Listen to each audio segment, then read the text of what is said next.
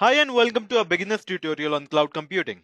In this tutorial, we'll be introducing the basics of cloud computing and how it can benefit both individuals and organizations.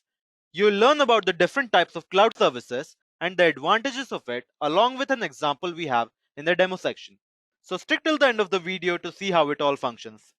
But before we begin, if you are new to this channel, do consider subscribing as we upload new videos on leading technologies every day. Also hit the like button, and if you are interested in learning about AWS technology or getting the AWS certification, you can check out the links in the description below. So as usual, we'll define our agenda for today first. We'll get started with an introduction to cloud computing followed by its advantages. Later we'll look at the types of cloud computing and life cycle of developing a cloud-based solution for a business requirement. And at the very end, we'll host a website using AWS services. So let's begin by learning what's cloud computing. Well, cloud computing is the delivery of cloud services, including servers, storage, databases, networking, software, analytics, and intelligence over the internet to offer faster innovation, flexible resources, and economies of scale. You can access cloud computing services through a web browser using your internet connection and a cloud provider, or even through a cloud based application. These services can be used to store, manage, and process data, as well as to run applications and entire IT infrastructures. This allows users to access data and resources remotely and enables organizations to scale their computing resources up or down as required, reducing the need for expensive on premises IT infrastructure. One of the benefits of cloud is its accessibility from anywhere. You can have a developer on the other side of the world and he'll still be able to use your cloud services and log in using just the login console. On top of it, the scalability factor is also something that makes cloud very attractive to adopt. So why opt for cloud computing? Well, let's start by listing those reasons and by comparing on-premise versus cloud computing first. Well, if you're an organization, you will need to set up your own IT infrastructure, and physical servers take space. With cloud, there's no need for you to buy your own servers and maintain them. The cloud is also highly scalable, which means that as your usage grows, you can easily get the required resources on demand, and scaling down is also as easy. Therefore, you end up saving costs and you pay for what you use. It's that simple. This also leads to another point, and that is that you don't need to hire a team to maintain your infrastructure. Well, if you had set up on premise infrastructure, you would need to hire a huge team to maintain all of that. And this is completely eliminated using cloud services. Well, coming on to our next point, with cloud, you have the option to recover data with disaster recovery mode. If you maintain physical servers, there's less chance of data loss, but it still exists. And if you don't continue properly with the backups, the data loss can turn into a critical event. Clouds have essentially turned this into a better way to operate for small or big businesses alike. Also, with clouds, there exists better security protocol, and you have more flexibility in how you want to structure your infrastructure. So you can handle your infrastructure any way you like with ease. Clouds are also easy to set up compared to managing your own infrastructure on site. So the time cloud saves is huge. You can also collaborate less with on-premise infrastructure management. Whereas with cloud, you can have a developer on the other side of the world and they will still be able to collaborate with you. And finally, clouds have automatic software updates. With on-premise, you might have to do this manually while ensuring that your current infrastructure works without problems. Now let's talk about the advantages of cloud computing for a minute. Well, obviously, cloud computing is cost effective. You only pay for what you use, and the scalability factor really makes cloud a very attractive choice for businesses with ridiculous amount of traffic. Next, cloud providers also have large data centers with many servers and resources that are designed to handle a high volume of data and traffic. This means that cloud-based applications and services can run faster and more efficiently than those that are hosted on premises. Additionally, cloud providers often use advanced technologies such as content delivery networks, often called CDNs, to distribute data and resources to users based on their geographical location, which can further speed up the access to data and applications. This can be especially beneficial for businesses or organizations that serve a global audience as it allows them to deliver content and services to users faster and regardless of their location. Another advantage of cloud computing is high accessibility. With cloud computing, users can access their data and applications from anywhere with just the internet connection. This means that employees can work remotely and businesses can serve customers and clients from multiple locations. This brings us to another advantage of cloud computing, and that is it eliminates the need for expensive on premises hardware. With cloud computing, organizations can access computing resources remotely through the internet and don't have to invest in maintaining or upgrading the physical servers, storage devices, or other hardware. Cloud services are also typically easy to set up and get started with, as they often come with pre-configured templates, and many providers offer simple web-based interfaces, making it very easy to create and manage resources. All of these factors contribute to the ease of implementation of cloud computing, making it a very convenient and accessible option for businesses and organizations of all sizes. Now, let's look at the types of cloud computing. Well, to categorize cloud computing, you can differentiate them between two types. First is the deployment type, and the other one is the service model. Under deployment type, you can say that you have three types of cloud computing, and that is private, public, and hybrid cloud. Under service model, you can say that cloud services are of three types, which is SaaS, PaaS, and IaaS, which stands for software as a service, platform as a service, and infrastructure as a service, respectively. So, under the deployment model, the first type of cloud is the public cloud. This is accessible to the general public and doesn't have any sort of restricted access.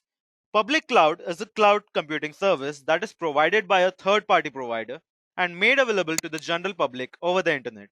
Public cloud services are typically provided on a pay as you go or subscription based model, allowing organizations to only pay for the resources that they use. A private cloud is a cloud computing environment that is dedicated to a single organization, and that means that it is built and maintained by the organization itself or by a third party provider who works on behalf of the organization. A private cloud provider offers many of the same benefits as public clouds, such as scalability, cost effectiveness, and accessibility, but with added security and control. The organization has full control over the environment, including the hardware, software, and networking components, and can configure and customize the environment to suit its specific needs. Private clouds are often used by organizations that have a strict security or compliance requirements or that handle sensitive or confidential data. They offer more control over the environment, which means that organizations can better ensure that their data and resources are protected. They also offer more control over the environment, which means that organizations can better ensure that their data and resources are protected. Now, coming on to a third type of cloud, which is the hybrid cloud. A hybrid cloud is a combination of a public cloud as well as a private cloud, where some resources are hosted on premises and some are hosted by a third party public cloud provider. Hybrid clouds allows organizations to take advantage of the scalability and cost effectiveness of public clouds while maintaining control and security over sensitive or confidential data and resources that are kept on premises. Hybrid clouds allows organizations to use public clouds for services which are non-sensitive in nature. This can help organizations to keep sensitive data and applications more secure while still taking advantage of scalability and cost effectiveness of public clouds. Hybrid clouds also allows for flexibility and ease of integration, as organizations can use the same tools and technologies to maintain both on-premises and cloud-based resources. This can simplify management and make it easier to move workloads between the public and private cloud as needed. Hybrid clouds also allow for better disaster recovery, as data can be replicated between on premises and cloud resources, providing an additional layer of protection in case of a failure in the on premises system.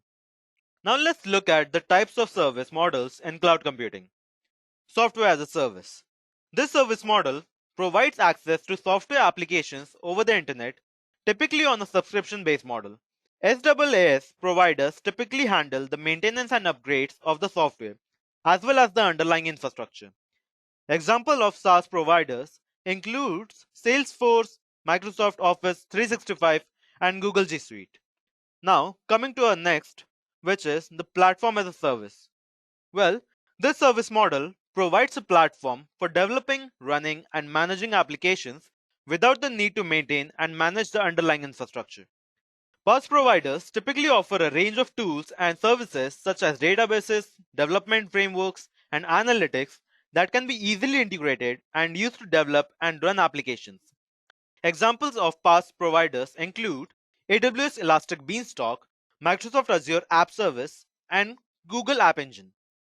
Now, coming on to a third service model, which is infrastructure as a service. This service model provides virtualized computing resources over the internet, including servers, storage, and networking. Organizations can use EAS to provision and manage their own IT infrastructure without having to invest in and maintain on premises hardware. Examples of EAS providers include AWS, Microsoft Azure, and the Google Cloud Platform. And here you can see some of the leading cloud providers. AWS has the highest market share in cloud space, but Google is also entering this space. Alibaba has also made a stride in the cloud computing services a few years ago, but as of now, the three main giants in cloud space are undoubtedly Google Cloud Platform, Amazon Web Services, and Microsoft Azure. And now, let's look at the life cycle of developing a cloud computing solution for a problem. First is that the problem statement is dissected to define the purpose of the solution. This involves breaking down the problem statement into its individual components and analyzing how the problem will be solved. The next step is to define the hardware requirements for the problem statement. It is important to have an infrastructure that is fault tolerant and is resistant to high incoming requests and process them well. Then comes defining the storage requirements. This is responsible for data storage and ensuring that backups occur so that we don't run out of space. After it, the networking aspects are taken into consideration. It is critical to create a proper channel so that everything is connected and functions well. And this also needs to be addressed, the security. It is one of the most important steps. As cybersecurity jobs have increased over the past few years, there is a reason for it, as there have been more and more attacks on the companies.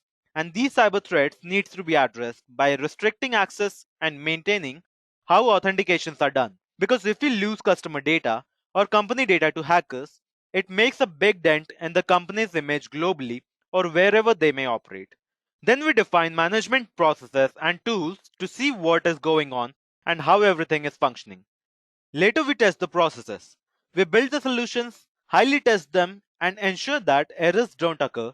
And after quality controls are passed, we deploy the solutions built. And finally, we analyze everything using analytics and improve the processes further while reducing the cost as well. And now, let's move on to the demo section where we will host a website from files downloaded from S3 bucket. This problem actually comes from the problem statement that goes something like this. A person wants to transition to cloud. How does it do it? This is one of the most common yet intelligent questions, and we will see how we are going to do this. So the person needs to transition to cloud. And for this, they will need one server, which means that one EC2 instance will be required. And whatever data they may have, let's suppose that that is stored in the S3 bucket. So what we need to do is we need to load the data which is stored in the S3 bucket, which is supposed to be the old data that the person wants to transition to the cloud, and load that data into EC2 instance. So here, what we are gonna do is we'll start by launching our instance first. So if you haven't logged into your AWS console, just go to your AWS management console and go to EC2.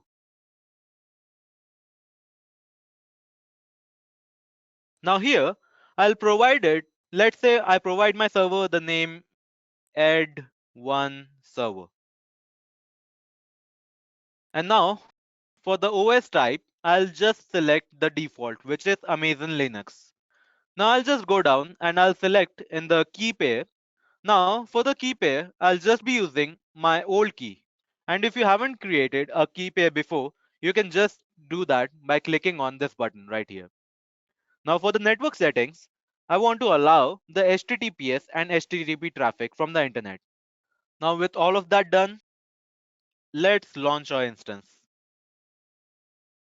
Now, while our instance is launching, let's understand what we need to do. So as per the problem statement, the data that needs to be transitioned to cloud needs to be stored in the S3 bucket. So here I have my Amazon S3 buckets, and in that I have this website dash samples dash one. And in this bucket, I have stored some HTML files, as you can see here. So what we need to do is that we need to load this HTML files and make that just available on the EC2 instance that we just launched. And now that we have a success message, let's see our EC2 instance. Now for this EC2 instance, I'll be using MobiXterm to just log into it. Now you can also use Putty, but I tend to use MobiXterm because it has a lot more features than Putty. So let's wait for it to load. And here I'll just click on the sessions button and let's select SSH because we want to SSH into our instance. Now let's select this instance ID, and what we need to do is that we need to copy this public IP address.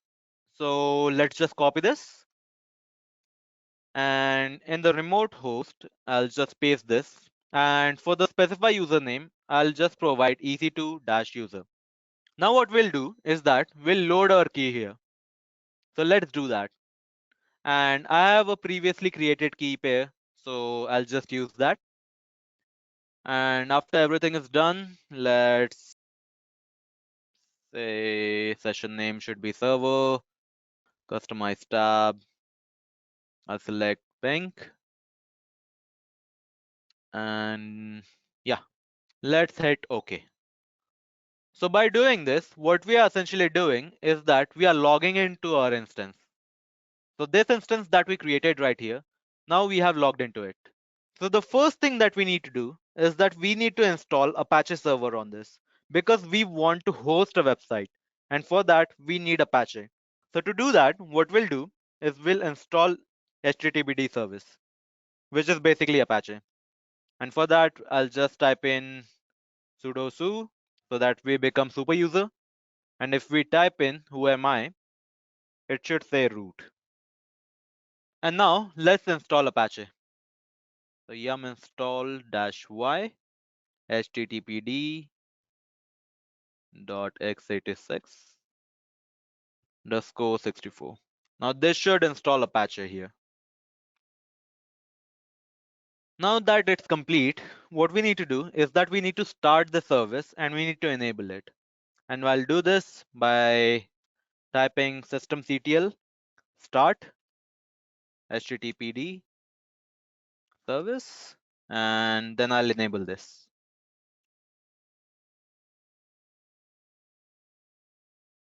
And with that, what should happen is that you should now be able to go to this.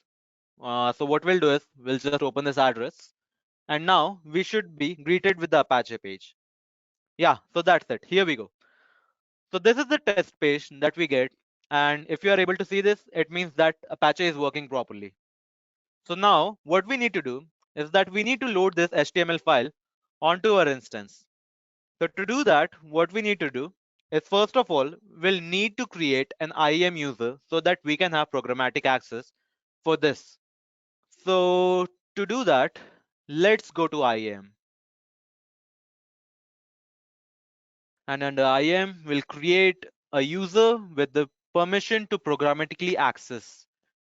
Until we do that, let's type in the command AWS configure so that we can control our AWS right from the console. And let's create the access key and the secret key. So here, let's add in the user. And let's provide it a name, space manager or something. Let's hit next. Attach policies, and what we need to do is we need to provide the policy of S3 full access because we are going to be downloading data from it. And let's create this user. So let's click on the space manager user, and what we'll do is we'll create our keys. So under security credentials, I think we should be able to do that. So here we'll just click on Create Access Key. And let's choose CLI. Now hit on Next and Create Access Key. So here we get our access key and we'll load this into our instance. And as you can see, I have typed in AWS configure previously. So now for the secret key, and with that we should be done. So now for the final portion, what we need to do is we need to copy the data from here and load it into our Apache server. And the way we do that is by typing in AWS S3, then we'll sync in the data, and then I'll provide it my bucket name.